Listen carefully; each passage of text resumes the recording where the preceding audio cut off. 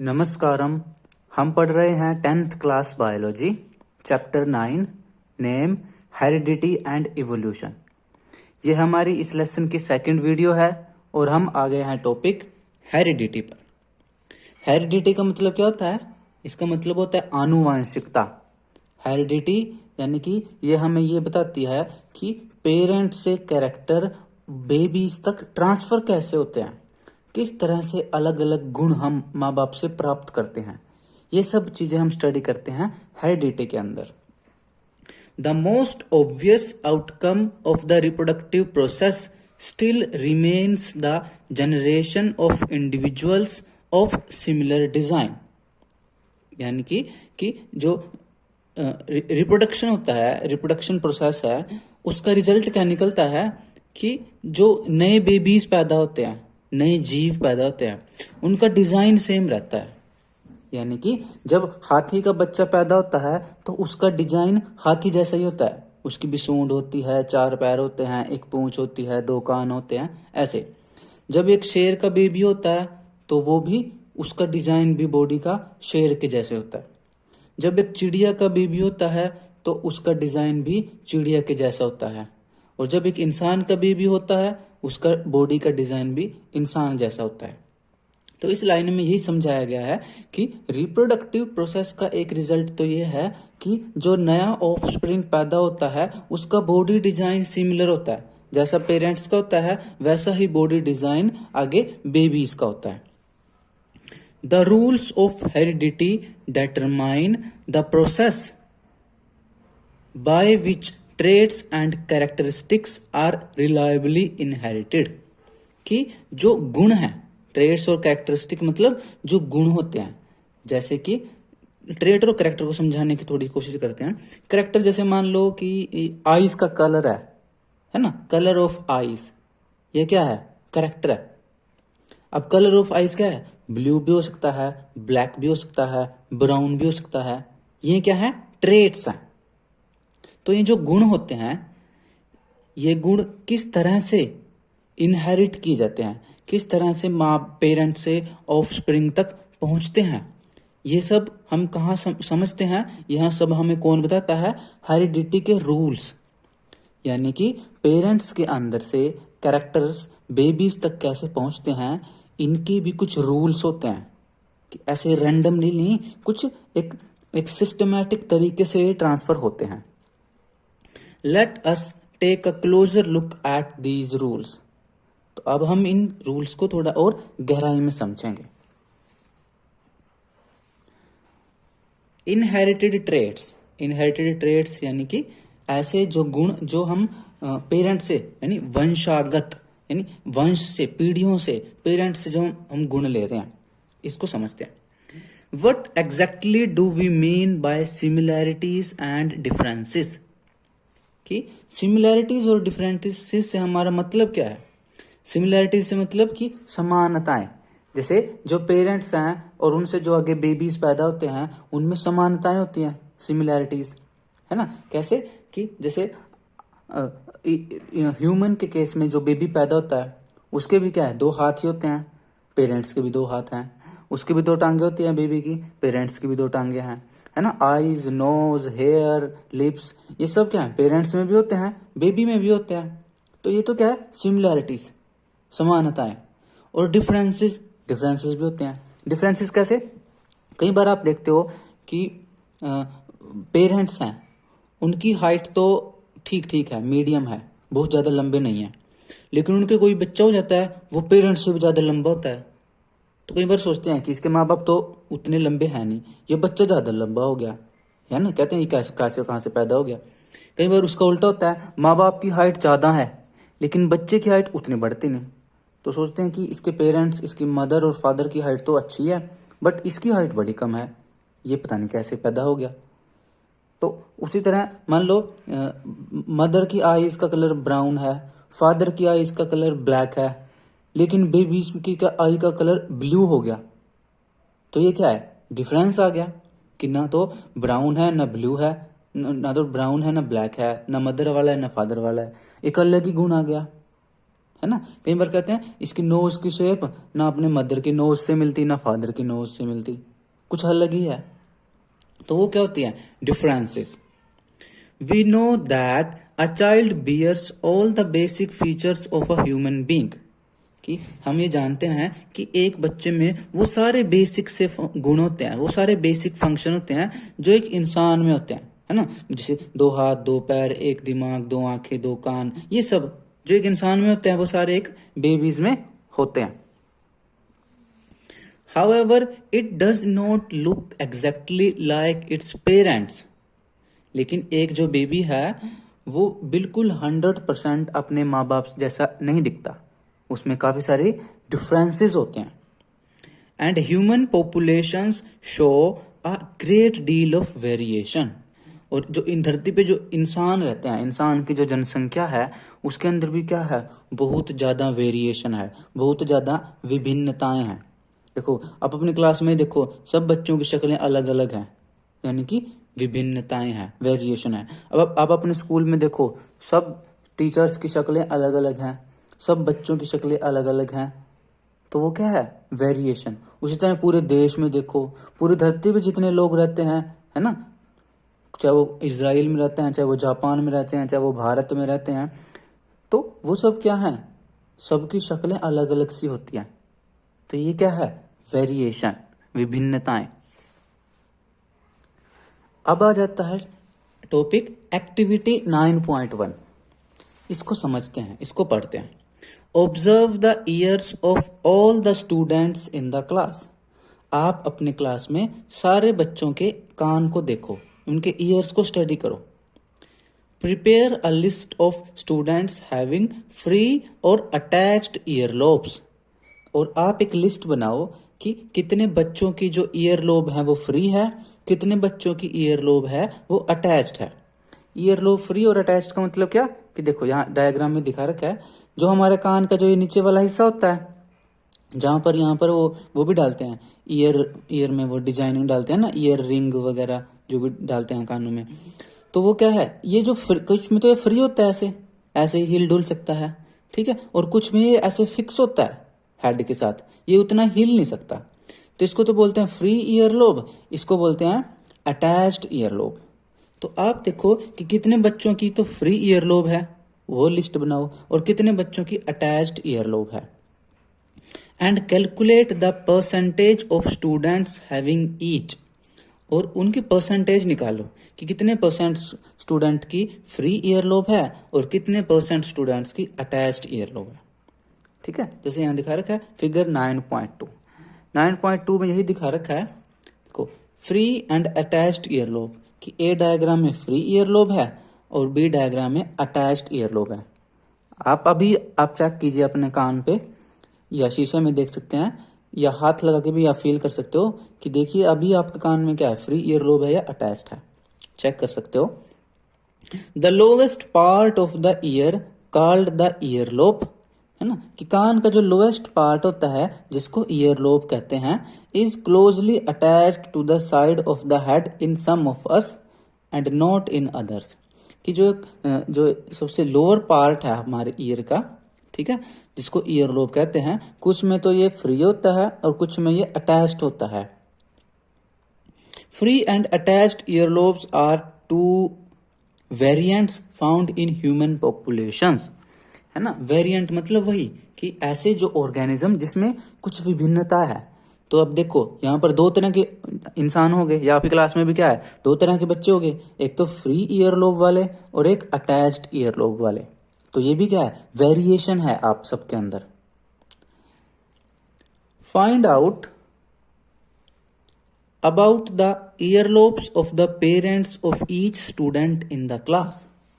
दूसरी एक्टिविटी आपको करनी है कि अब आपने जो बच्चे देखे थे अपनी क्लास में, उनके पेरेंट्स का पता करो कि उनके मदर की ईयर लोब और फादर की ईयर लोब कैसी है, अटैच्ड है या फ्री है।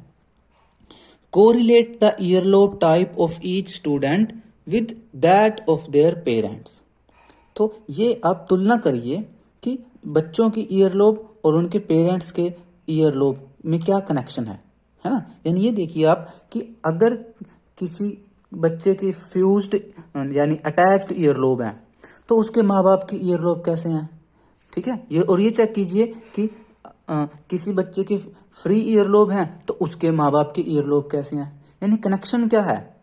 क्या माँ बाप की ईयरलोब फ्री हैं तो बच्चे की भी फ्री होते हैं, या क्या माँ बाप अगर मदर और फादर में से एक का फ्री ईयरलोब है, एक का अटैच्ड है, तो उसके बच्चे कैसा है? ये सारी डिटेल आप जुटाइए। Based on this evidence, suggest a possible rule for the inheritance of earlobe types. और आपने जो स्टडी किया इसके बेस पे एक रूल बनाने की कोशिश कीजिए कि ईयरलोब कैरेक्टर कैसे ट्रांसफर होता है।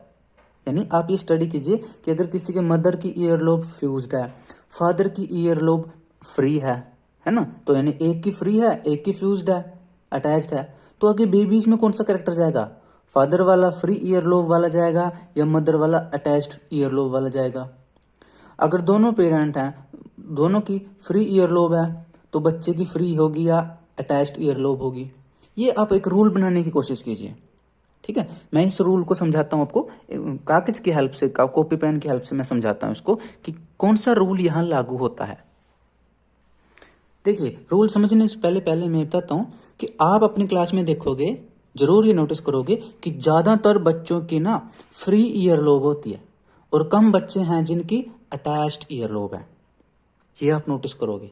और ज्यादातर आप नोटिस करोगे कि अगर बच्चे की फ्री ईयरलोब है तो माँ बाप के चांसेस भी हैं कि उनकी भी फ्री ईयरलोब भी होगी, है ना। या उल्टा समझ लो कि अगर माँ बाप की फ्री ईयरलोब है तो बच्चों की भी चांसेस ज्यादा हैं कि उनकी भी फ्री ईयरलोब होगी। हाँ, लेकिन अगर माँ बाप की जो है अटैच्ड ईयरलोब है तो भी ज्यादा चांसेस हैं कि बच्चों की भी अटैच्ड ईयरलोब होगी। इसको हम एक रूल के माध्यम से समझते हैं। एक्चुअली में क्या होता है, ये दो कैरेक्टर हैं, एक तो है फ्री ईयरलोब का, फ्री ईयरलोब, ठीक है, और एक है attached earlobe, attached earlobe. Actual में क्या है, ये फ्री ईयरलोब वाला कैरेक्टर ना पावरफुल होता है, इसलिए इसको बोलते हैं डोमिनेंट कैरेक्टर, डोमिनेंट। अभी इस लेसन में आगे आएगा, पूरा अच्छे से समझाऊंगा मैं डोमिनेंट। और जो ये अटैच्ड ईयरलोब है ये थोड़ा वीक कैरेक्टर है, इसको बोलते हैं रिसेसिव कैरेक्टर, रिसेसिव, यानी ये फ्री ईयरलोब वाला कैरेक्टर इसको दबा देता है। ठीक है, जो इसको समझते हैं, मान लो एक फादर है और फादर की क्या है, फ्री ईयरलोब है और उसके अंदर दोनों जीन जो है कैपिटल एफ है। ज्यादातर केस में क्या होता है, एक कैरेक्टर को दो जीन कंट्रोल करते हैं। अब ये तो हमारे लेसन की शुरुआत है, आगे जब हम मेंडल वाला केस पढ़ेंगे, मटर के केस में पढ़ेंगे, तो हम और डिटेल में समझेंगे कि कैसे कैरेक्टर कंट्रोल किए जाते हैं। ठीक है, तो अब मान लो एक फादर है, ठीक है, और उसमें क्या है, दोनों कैपिटल एफ यानी फ्री ईयरलोब वाले कैरेक्टर हैं, उसकी फ्री ईयरलोब है। और एक मदर है, उसमें दोनों वीक कैरेक्टर हैं, इसको हम लिखते हैं स्मॉल एफ से। यानी इसमें क्या है, इसके तो फादर की क्या है, फ्री ईयरलोब है, और इस मदर की क्या है, अटैच्ड ईयरलोब है। ठीक है, चलो लिख भी देते हैं, ये है फादर, ये है मदर। ठीक है, फादर की क्या है, फ्री ईयरलोब है और मदर के हैं अटैच्ड ईयरलोब। अब इनके बेबीज होंगे, अब इनके बेबीज में क्या है, चार चांसेस हैं कि किस तरह के बेबीज हो सकते हैं। देखो, जब बेबी क्या पैदा होता है तो उसमें एक जीन अपने फादर से जाता है, एक मदर से जाता है, हर एक कैरेक्टर का एक जीन फादर से जाता है, एक मदर से जाता है। देखो, फादर में भी दो हैं, मदर में भी दो हैं, बच्चे में भी दो हो जाते हैं, एक फादर से जीन जाता है, एक मदर से। दोनों जीन नहीं जाते फादर से, एक ही जाता है, एक फादर से एक मदर से। तो यहाँ जो बेबी होगा वो कैसे होगा, उसके अंदर एक फादर से कैपिटल एफ चला गया और एक मदर से स्मॉल एफ चला गया, है ना, कैपिटल एफ स्मॉल एफ। अब दूसरा क्या है, यही वाला कैपिटल एफ इस स्मॉल एफ के साथ भी जा सकता है, तो भी क्या बनेगा, कैपिटल एफ स्मॉल एफ। ठीक है, अब ये वाला जो है, ये वाला कैपिटल एफ इस वाले स्मॉल एफ के साथ जा सकता है, तो भी क्या बनेगा, कैपिटल एफ स्मॉल एफ। और ये वाला कैपिटल एफ इस आखिरी वाले स्मॉल एफ के साथ भी जा सकता है, तो भी क्या बनेगा, कैपिटल एफ स्मॉल एफ। तो ये 4 चांसेस हैं बेबीज के, लेकिन चारों चांसेस सेम है। सभी में क्या है, एक एक कैपिटल एफ जाएगा, एक एक स्मॉल एफ जाएगा। तो क्योंकि कैपिटल एफ क्या करता है, फ्री ईयरलोब करता है, और स्मॉल एफ अटैच्ड ईयरलोब बनाता है। लेकिन कैपिटल एफ क्या पावरफुल है, ये फ्री वाले को दबा देगा। ठीक है, जिसके अंदर क्या है, मान लो ये बेबी है, इसमें एक कैपिटल एफ आ गया, एक स्मॉल एफ आ गया, लेकिन कैपिटल एफ स्मॉल एफ को दबा देगा, जिसकी वजह से क्या होगा, इस बच्चे में क्या होंगे, फ्री ईयरलोब। उसी तरह इसमें भी फ्री ईयरलोब, इसमें भी फ्री ईयरलोब, और इसमें भी फ्री ईयरलोब, क्योंकि सब में क्या है, एक कैपिटल एफ है जो स्मॉल एफ वाले को दबा देगा, है ना। डोमिनेंट क्या करेगा, रिसेसिव को दबा देगा। इसलिए सारे बेबीज में क्या होंगे, क्या होंगे, सब में फ्री ईयरलोब प्रेजेंट होंगे। ठीक है। अब मान लो इस बच्चे की शादी होती है, मान लो ये लड़का है, इसकी शादी किसी लड़की से होती है। ठीक है, उसके अंदर भी क्या है, एक कैपिटल एफ है, एक स्मॉल एफ है, जो उसके पेरेंट के अंदर से आया है। ठीक है, तो इसके अंदर क्या है, ये भी क्या, फ्री ईयरलोब, और इसमें भी क्या था, कैपिटल एफ ने स्मॉल एफ को दबा रखा है, तो ये भी क्या है, फ्री ईयरलोब। तो अब इसमें देखो, लड़की में भी क्या है, फ्री ईयरलोब, और बॉय में भी क्या है, फ्री ईयरलोब। अब दोनों की शादी हो जाती है, इनके बेबीज होंगे, तो उनमें भी 4 चांसेस हैं, लेकिन उनमें देखते हैं कैसे क्या होता है। देखो ये कैपिटल एफ इस कैपिटल एफ के साथ जा सकता है, तो क्या बनेगा, कैपिटल एफ, है ना। अब ये भी कैपिटल एफ, ये भी कैपिटल एफ, तो ये क्या है, दोनों ही डोमिनेंट कैरेक्टर हैं, पावरफुल हैं, तो इसलिए इस बेबी में क्या होंगे, फ्री ईयरलोब होंगे। दूसरी तरफ से ये कैपिटल एफ इस स्मॉल एफ के साथ भी जा सकता है, तो capital F small F, capital F small F, तो ये क्या है, फ्री ईयरलोब वाला डोमिनेंट कैरेक्टर है, इसको दबा देगा, तो इस बच्चे में भी क्या होंगे, फ्री ईयरलोब। अब तीसरा केस क्या है, ये स्मॉल एफ इस कैपिटल एफ के साथ जा सकता है ना, कैपिटल एफ स्मॉल एफ, तो ये भी क्या बन गया, कैपिटल एफ स्मॉल एफ, इसमें भी क्या होंगे, फ्री ईयरलोब।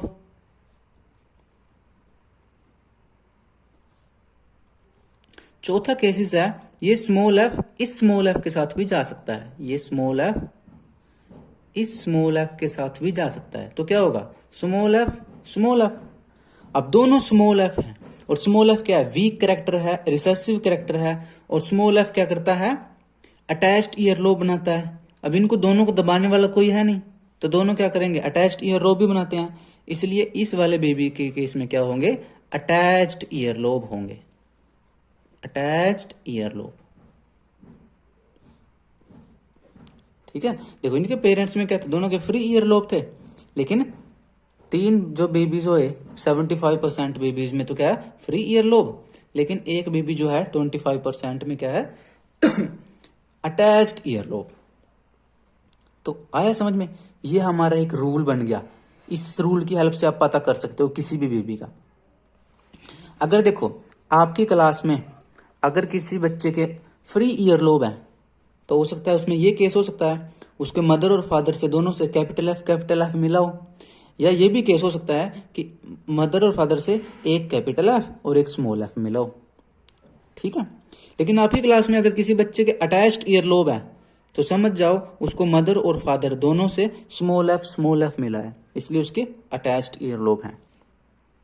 अगर किसी बच्चे में एक भी कैपिटल एफ आ गया, तो उसके फ्री ईयरलोब बन जाएंगे।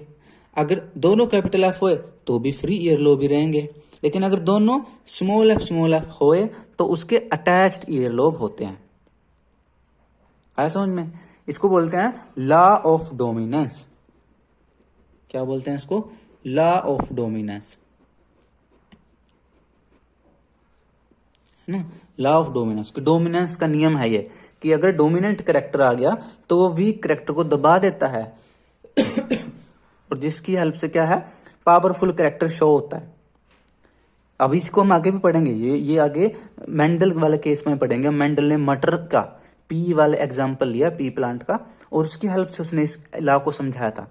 वहां फिर ये लॉ रिपीट होएगा, ठीक है। लेकिन फिलहाल हम इसको ईयर लॉ के केस में पढ़ते हैं।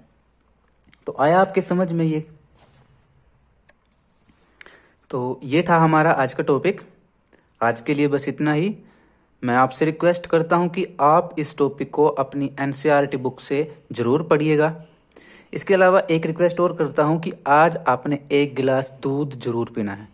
अगर आप पीते हैं तो बहुत अच्छी बात है, ज़्यादातर बच्चे जरूर पीते होंगे। छोटा गिलास है, बड़ा गिलास, अगर आप ज़्यादा पीना चाहो तो ज़्यादा गिलास भी पी सकते हो। और मुझे कमेंट करके ज़रूर बताना कि आपने दूध पिया है या नहीं। तो मिलेंगे अगली वीडियो में अगले टॉपिक के साथ। तब तक के लिए study joyfully, all the best and नमस्कारम।